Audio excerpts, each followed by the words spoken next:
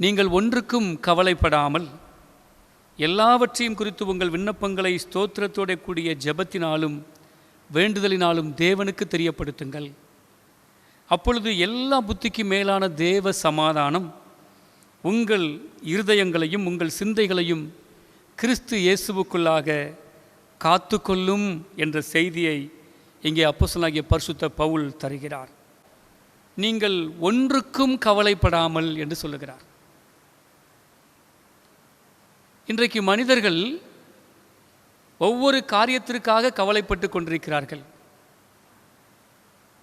நான் எதை குறித்தும் கவலைப்படவில்லை என்று சொல்லுகிறவர்கள் கூட ஏதோ ஒரு காரியத்தை குறித்து கவலைப்பட்டு பயந்து சோர்ந்து போகிறார்கள்.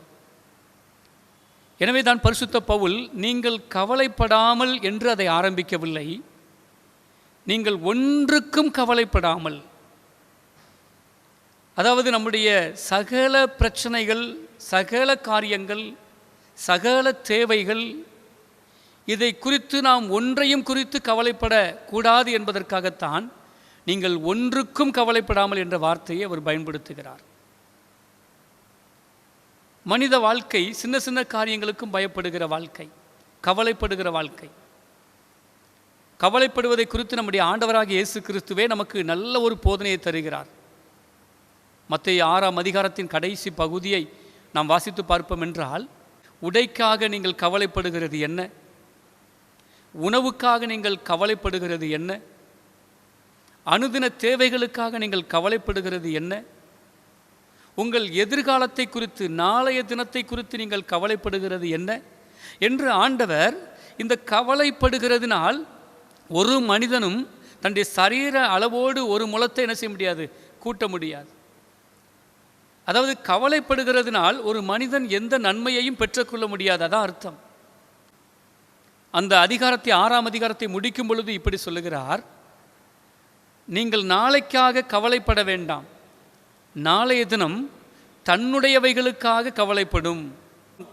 எதிர்காலத்தை குறித்து கவலைப்படாமல் ஆண்டவரின் கரங்களிலே தன்னை முழுவதுமாய் கொடுக்கிற ஒரு மனிதனுக்காக நாளைய தினமே கவலைப்படுமா. ஐயோ, நாளைய தினம் இந்த மனிதருக்கு, இந்த மனுஷிக்கு இதை கொடுக்க வேண்டுமே, இந்த விசுவாசிக்கு நான் இதை கொடுக்க வேண்டுமே என்று நாளைய தினம் உங்களுக்காக கவலைப்படும் என்று வேதம் சொல்லுகிறது. எனவே தான் நீங்கள் கவலைப்படாமல் தேவனுக்கு முதலிடத்தை கொடுங்கள். முதலாவது தேவனுடைய ராஜ்யத்தையும் அவருடைய நீதியையும் தேடுங்கள், அப்பொழுது இவைகள் எல்லாம் உங்களுக்கு கூட கொடுக்கப்படும். கவலைப்படுவதை நம்முடைய முதல் நிலையாக வைத்திருப்பதை நாம் விட்டுவிட்டு ஆண்டவருக்கு நம்ம முன்னுரிமை கொடுக்கும் பொழுது இது எல்லாவித நன்மைகளையும் அவர் நமக்கு தருகிறார். இங்கே பரிசுத்த பவுலும் அப்படித்தான் சொல்லுகிறார், நீங்கள் ஒன்றுக்கும் கவலைப்படாதீர்கள். பிரியமானவர்களே, ஏதோ ஒரு காரியத்தை நீங்கள் குறித்து கவலைப்பட்டு கொண்டிருக்கலாம்.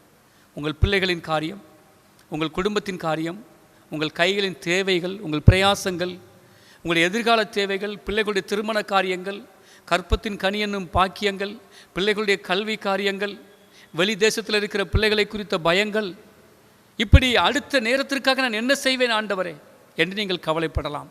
உங்களை பார்த்து தான் ஆண்டவர் சொல்லுகிறார், நீங்கள் ஒன்றுக்கும் கவலைப்படாதீர்கள். அந்த ஒன்றுக்கும் என்ற இடத்துல உங்கள் பிரச்சனைகள் எல்லாவற்றையும் நீங்கள் வைத்து பாருங்கள்.